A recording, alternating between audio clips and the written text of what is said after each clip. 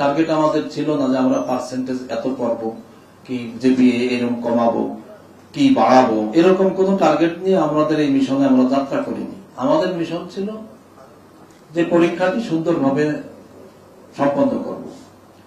পরীক্ষা কেন্দ্রগুলোতে যেভাবে পরীক্ষা হওয়ার কথা আমরা সেভাবে পরীক্ষাগুলো নেওয়ার চেষ্টা করেছি, আপনারা তার সাক্ষী। আমরা চেষ্টা করেছি প্রশ্ন আউট হবে না এবং তার এমন ভাবে মানুষ বিশ্বাস করবে জিনিসটা যে গুজবেও কান দেবে না, সেরকম একটি পরিবেশ আমরা লক্ষ্য করেছি। আপনারা হয়তো লক্ষ্য করছেন কিনা আপনারা বলবেন।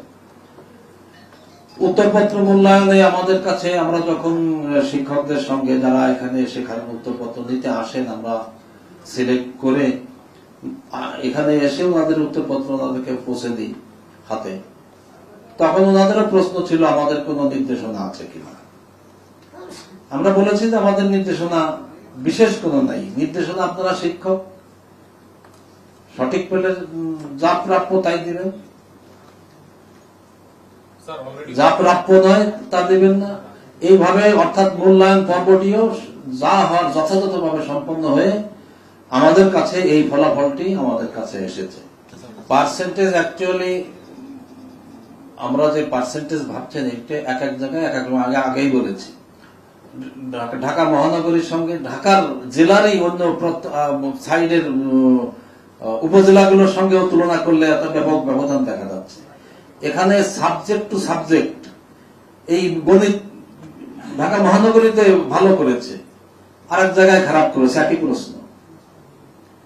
এই জেলার মধ্যে অথবা এই বোর্ডের মধ্যে কিশোরগঞ্জে এক স্কুল ভালো করেছে আর এক স্কুল খারাপ করেছে।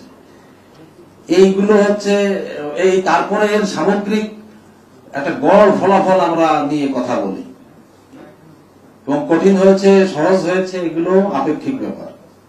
আমরা কোন বিগত দিনের তুলনামূলক কোন টার্গেট নিয়ে বা আগেই হয়েছে এবার আমরা এই করব এরকম মিশন আমরা ছিল না আমাদের। আমরা যেভাবে নেওয়া উচিত, ভেনু কেন্দ্রের কথা বললেন, ভেনু কেন্দ্র একটা ছদ্মবেশে নিজের কলেজে পরীক্ষা নেওয়ার একটা ব্যবস্থা ছিল।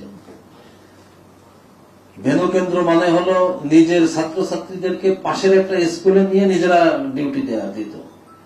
তার মানে নিজের ছাত্রছাত্রীদেরকে নিজের শিক্ষকরা ইনভিজিলেশন দিবেন না, এইটা যে মূল স্পিরিট, এটা থেকে তারা ছদ্মবেশ ধারণ করে এটা থেকে বেরিয়ে থাকতেন এবং সেখানে স্বাভাবিকভাবে ইন্টেনশনটা বোঝা যায় যে আমাদের উপরেও উপর মহল থেকে মানে আমাদের ঊর্ধ্বতন কর্তৃপক্ষ থেকে কোনো বিশেষ নির্দেশনা ছিল না, কোনো চাপ ছিল না, কোনো নির্দেশনা ছিল না, যা হবে তাই। এই মেসেজ আমরা এই মেসেজটাই এক্সামিনারদেরকে দিয়েছি যে আমাদের তরফ থেকে আপনাদের কাছে বিশেষ কোনো নির্দেশনা নেই, অনুরোধ এইটুকু যে আপনারা একটু সময় দিয়ে খাতাটা একটু মূল্যায়ন করবেন, আপনারা যথাযথভাবে মূল্যায়ন করবেন। এই ছেলে মেয়েদেরকে বেশি দেওয়া, বেশি ওভার মূল্যায়ন করাটাও ক্ষতিকর, তার ক্ষতি করা, আর তাকে আন্ডার ইভ্যালুয়েট করাটাও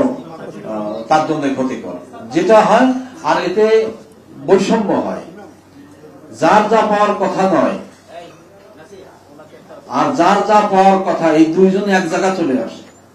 এই সকল অনিয়মের কারণে ভালো মন্দর মান এক হয়ে যায়, দৃশ্যত বাস্তবে পার্থক্যটা থেকে যায়। সেগুলো আমরা পরে ইউনিভার্সিটি লেভেলে ভর্তি হওয়ার ক্ষেত্রে আমরা শুনতে পাই, দেখতে পাই। আমাদের তো গড়ে পার্সেন্টেজ 67.51, সায়েন্সের পার্সেন্টেজ হচ্ছে পাশের পার্সেন্টেজ 85.29।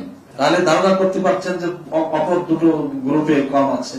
হিউম্যানিটিজ আর্টসে হচ্ছে 49.54 আর বিজনেস স্টাডিজ এতে হচ্ছে 67.15।